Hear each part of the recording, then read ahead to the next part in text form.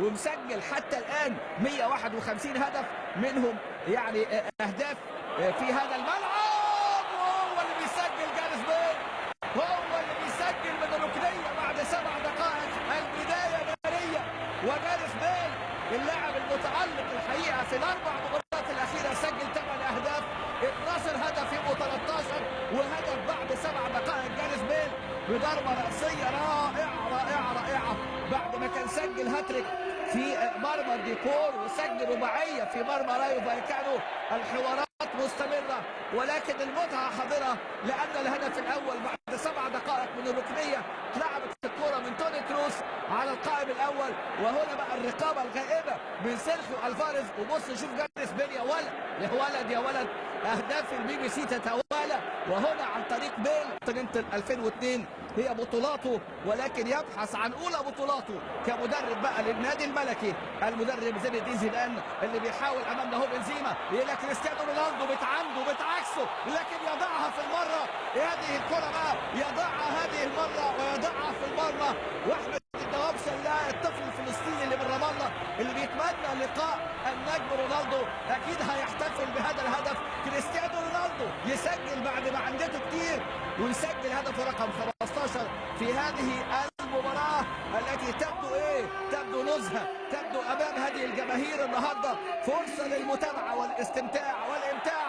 وهدف عن طريق النجم CR7 كريستيانو رونالدو اللي سجل في هذه اللحظات بعد 9 دقائق. شوف الهجمه ادي بنزيما، وادي امامنا هنا التغطيه مش موجوده من لويس هرنانديز. وشوف بقى الاستلام والترويض للكره. بص شوف رونالدو يعني هيبدا يلف، يا ولد يا ولد يا ولد، ده وسع لها. ثم رونالدو في الدقيقه 7 هدف جاريث بيل. ثم رونالدو بقى بعد الهجمه اللي اتعملت والنقلات الحلوه اللي اتعملت امام سبورتنج كيخون اللي تلقى في شباكه حتى راح تغيير هدف. ادي المساحات، اللعبه على الكيف وجاريث بيل والعرضيه. كريم بنزيما، يا ولد يا ولد يا ولد، في افضل حالاته.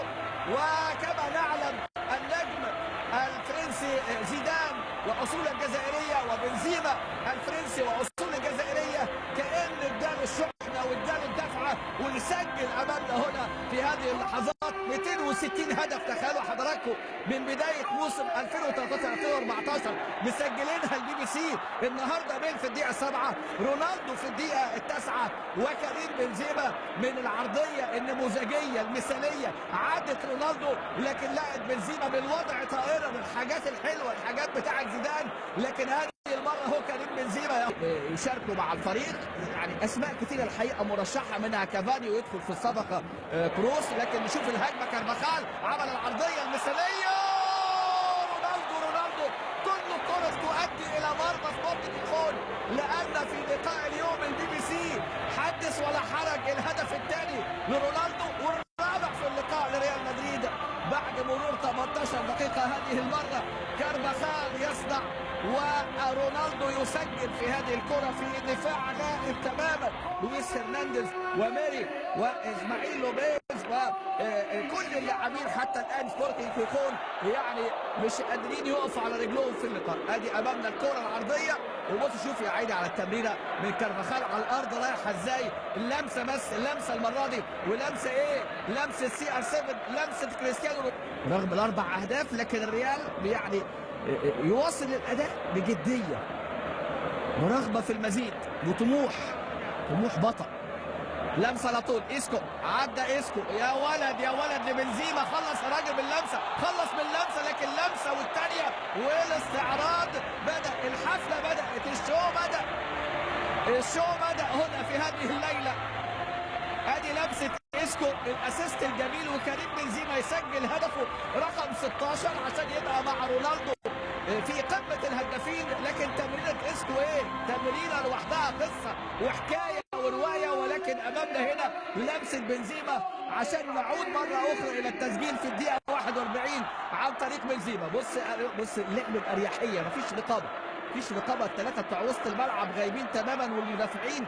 وبص هنا التحرك من بنزيما ولورا يعني هنا مغطي بشكل غير ناجح. ولمسه حلوه قوي اسكو عملها له، قال له خد حطها. هو استلم بقى ممكن من الاولانيه لكن هو برضو عايز ياكدها. ادي بوجه القدم، ادي الاداء الاستعراضي، ادي اللمسه في لوحه في تابلو رائع في مباراه كبيره جدا. ووسط دي فرصه الخامس في اللقاء. انطلاقه وهجمه خطره والخطير امامنا اللي بيحاول جوني. ممكن هدف شرفي، هدف شرفي يسجل اسماعيل لوبيز امامنا الهدف الشرفي في هذه اللحظات بقى من لحظه تراخي، لحظه هدوء، ويدخل الهدف الاول لخيخون بعد مرور 62 دقيقه عن طريق اسما لوبيز. امامنا هو اللاعب السابق في اتلتيك بلباو يسجل الهدف الوحيد لسبورتنج خيخون من الهجمه اللي كان فيها استغلال يعني الانطلاقه.